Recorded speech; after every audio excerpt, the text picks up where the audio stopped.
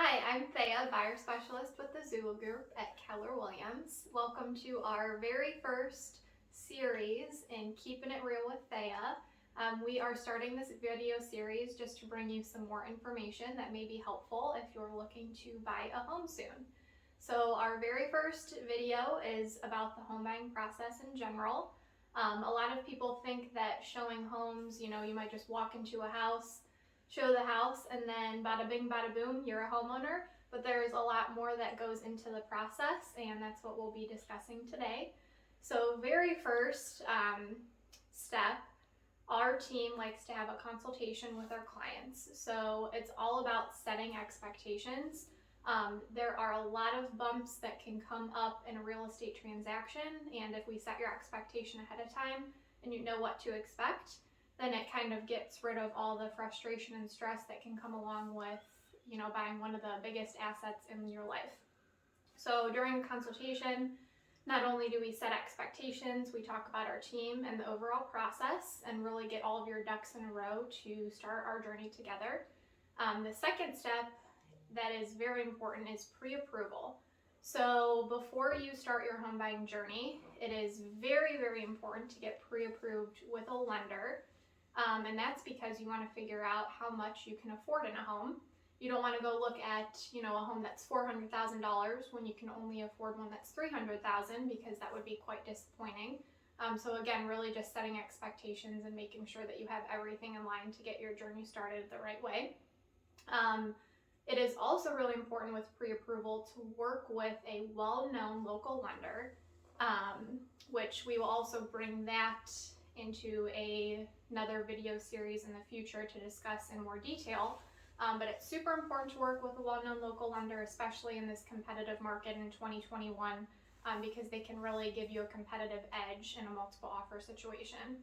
So after you get pre-approval, that is where the fun begins and we go viewing homes together. So there is low inventory right now, which means that there's not a lot of homes on the market. So we are trying to find homes for buyers in a lot of different ways. The traditional way is setting you up on a search within our portal, and it's the most accurate and up-to-date source of listings in the area. But other than that, we're searching for off-market properties and talking to every single person that we know in the industry to try to find that right home for you. So after finding one, then the next step is writing an offer. So there are a lot of tactics that you can use in writing an offer nowadays, and it's super, super important to work with a well-known, experienced agent who's really going to walk you through the process and give you all of your options in order to make your offer as strong as possible, but still making a smart financial decision for you and your family. So when you do go to write an offer, one of the things to be prepared for is earnest money. So when you write an offer on a house, and hopefully that offer gets accepted, the first thing that you're going to do is deposit earnest money. So earnest money is like a security deposit that you put down, and it's held in an escrow account.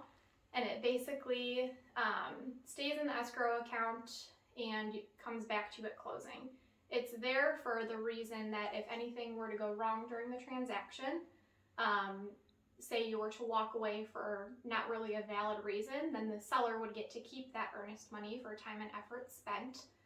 But if it is a valid reason, say you can't come to an agreement on inspection or appraisal, job loss, things like that, then in that case you would get your earnest money back and be able to walk away from the contract.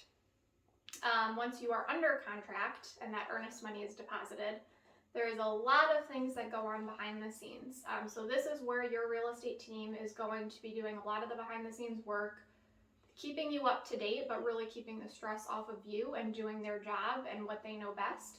And your lender will also be doing a lot of work as well and sending your file off to underwriting to make sure that everything is set, even up to the day before closing. They're doing things on their end to make sure everything is good to go.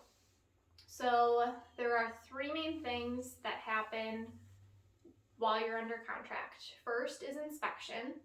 So if you do decide to have an inspection in this current market, you may not, which we will share in another video as well. But an inspection is important because it educates you on your home, to be, and it really tells you, how you can take care of your home if there's any major issues that need to be taken care of. So when you have an inspection, we can recommend some local inspectors that we know and trust, and you have the inspector go out.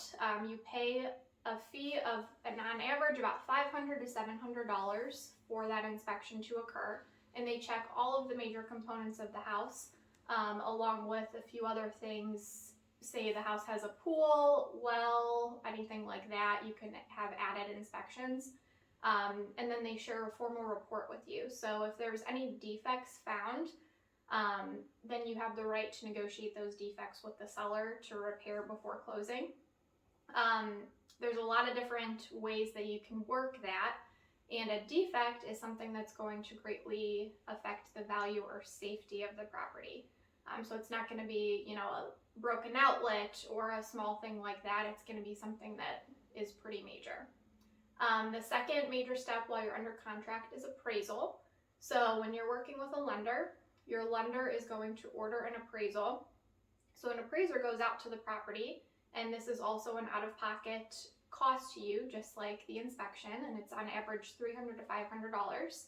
And the appraiser goes out and basically tells us the value of the property.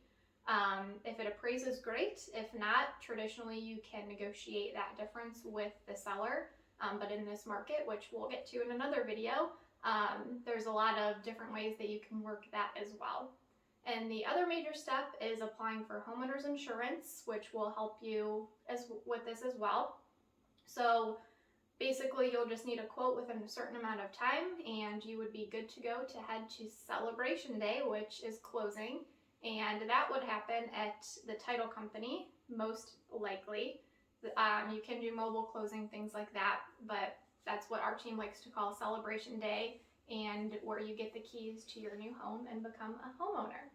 So I know that's a lot of information, but a pretty quick overview of the home buying process in general. If you want to see more videos like this and get a whole lot more information that may be helpful in your journey, make sure to like and follow our page on YouTube and Facebook. And you can reach out via email to me at Thea@welcometoindy.com. Thanks so much, guys. See you next time.